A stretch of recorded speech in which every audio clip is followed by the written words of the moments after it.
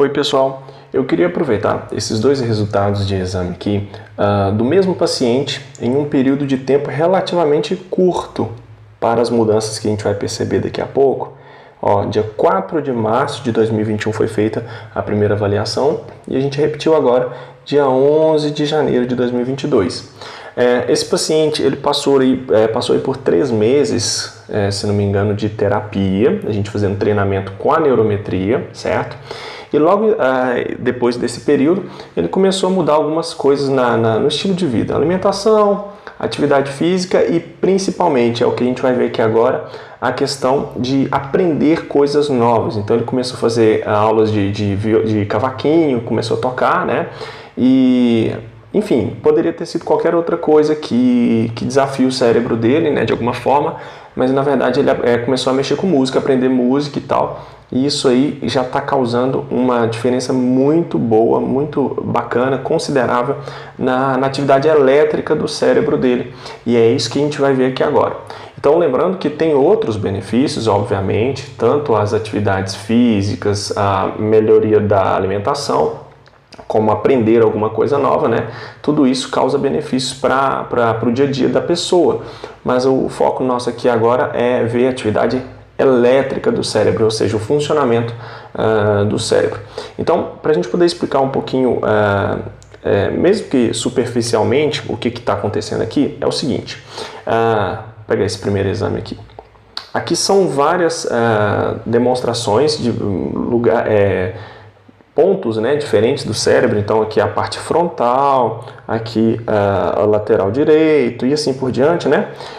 Esses locais, né, esses pontos, eles são monitorados durante um certo tempo e nesse período ele vai fazer 3 coisas distintas. Ou seja, nesse primeiro momento aqui, a pessoa está sentada ou deitada em repouso, tá? Então são imagens de várias partes do cérebro durante esse período. Logo em seguida eu peço para a pessoa se levantar e fazer uma atividade específica, de modo a gerar um estresse para essa pessoa. E aqui então a gente tem imagens também das mesmas partes, mas nesse período em que ele está fazendo essa atividade. E por fim, a pessoa permanece em pé, porém sem fazer nenhum tipo de atividade, só para se recuperar mesmo. Então as mesmas regiões do cérebro, as imagens, enquanto a pessoa está se recuperando. Perfeito? Ok. A coloração que aparece aqui pra gente, ela tem a seguinte escala. Quanto mais vermelho, mais forte for a cor, significa uma atividade maior, tá certo? E qual que é o ponto aqui para a gente poder saber o que é o adequado, o que né, não é legal?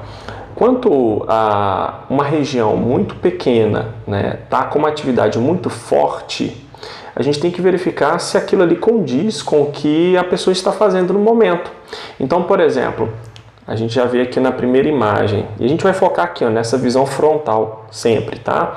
Tem outras partes que são interessantes, mas aqui por conta da queixa específica do paciente, que era estresse, a pessoa não conseguia raciocinar direito, ansiedade, essas coisas todas. Então tem muita relação com essa parte frontal aqui, que é a parte do planejamento, a parte do cérebro que cuida mais ou menos dessa questão de tomada de decisão, planejamento, pensamentos, essas coisas, tá? Não que as outras partes do cérebro não tenham a ver com isso, muito pelo contrário, é tudo, né, conectado. Porém, tem regiões que são especializadas em determinadas práticas, vamos dizer assim, né? Então, o nosso foco aqui nessa parte frontal. O que acontece? Você percebe que, nesse primeiro momento, olha, a pessoa está em repouso. E a gente já nota uma atividade bem, né, forte aqui, ó, nessa região, no pré-frontal, que significa os pensamentos mesmo. Então a pessoa em repouso, ela não consegue controlar os pensamentos, ela não consegue desacelerar esses pensamentos. Isso gera transtorno, gasto energético além do que seria necessário e, consequentemente, estresse, e isso ia envolver também outras áreas do cérebro, né? E também o corpo como um todo. Então, o batimento cardíaco pode se acelerar, a pessoa pode sentir algum tipo de formigamento, tontura, e isso vai variar de acordo com com a intensidade que aquilo ali vai estar acontecendo. Mas o ponto é esse, a pessoa está sentada em repouso e ainda assim é um funcionamento muito alto dessa parte do cérebro. No momento em que eu peço para o paciente levantar e fazer a atividade de estressora, né, você percebe que não tem grandes alterações, essa área continua muito ativada. Então olha só, a gente compara aqui, né, então não teve grande alteração. E aqui, no momento em que ele está se recuperando, então já terminou a atividade estressora e a pessoa está no momento de recuperação, e aí também a gente percebe que não teve quase nenhuma alteração. Ou seja, o que a gente tira de conclusão desse ponto aí? É que é um padrão, né, desse cérebro especificamente, estar com essa região sempre ativada e no modo muito potente, né? Então isso significa um padrão, e esse padrão ele não é interessante porque a pessoa não está o tempo inteiro precisando pensar, raciocinar, planejar, se estressar. Então significa que o cérebro adotou esse padrão, mas ele não condiz com a realidade. Então, se você está no momento de relaxamento, não é necessário que isso aconteça. Mas, obviamente, você está ali trabalhando ou executando alguma tarefa que requer atenção, que requer planejamento, é óbvio que a gente vai ter o desejável, né, é ter um aumento dessa região, uma atividade dessa região. Porém, não é o caso. Por isso que o exame tem esses 3 momentos, para a gente poder verificar essa adaptação do cérebro. Já agora, no próximo, nesse exame que a gente fez mais atual agora, a gente já percebe aqui que no momento em que ele está em repouso, uma coloração diversa, né, diversificada aí, e é isso que é o desejável, né, uma área bem maior e bem mais colorida, né? Então significa que o cérebro está gastando menos energia, mas está funcionando de uma maneira mais adequada, tá certo? E aí a gente pede para esse paciente levantar também o mesmo exame, tá? Você percebe um avermelhamento aqui dessa região, mas é uma questão de adaptação, a pessoa levantou e está sendo estressada, então é óbvio que algumas partes vão ter essa diferenciação, coisa que no anterior a gente não percebeu com grande mudança, né, grande diferença, enfim. E por fim aqui, né, no terceiro momento, a recuperação. Olha só a diferença de cor, né? O cérebro fazendo então todos aqueles cálculos que a gente nem percebe, né? Mas que acontecem o tempo inteiro para se adaptar, para poder entender o que está acontecendo no ambiente e como que aquilo ali vai interferir na nossa homeostase, ou seja, no nosso equilíbrio.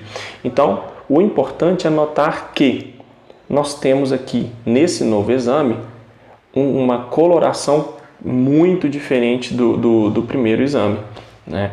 A gente percebe aqui que o cérebro desse paciente já está com uma habilidade bem melhor de adaptação e mudando mesmo de acordo com as circunstâncias, né? Em repouso, sendo estressado, recuperando depois de um estresse e tal. Então, quanto mais colorido, melhor, quanto mais diverso for cada momento aqui, cada região do cérebro em determinada situação, melhor. Como eu disse, a gente nota isso não só nessa região do pré-frontal, mas também nas outras regiões do cérebro. Porém, esse vídeo aqui a gente vai ficar mais focado nessa região pré-frontal, tá bom? E qual que é então a lição que a gente tem, né, disso aí tudo? Além das atividades físicas, da alimentação, né, do estilo de vida mais saudável, você treinar o seu cérebro, você colocar dificuldades mesmo para que ele resolva, essa questão de adaptação mesmo e tal, então faz um bem assim gigantesco para a gente. Então a neurometria aqui está mostrando isso, a atividade elétrica mesmo do cérebro, o antes e o depois, em pouquíssimo tempo, coisa que é, né, extremamente complicada você alterar aí padrões mentais, padrões de pensamento, de conduta.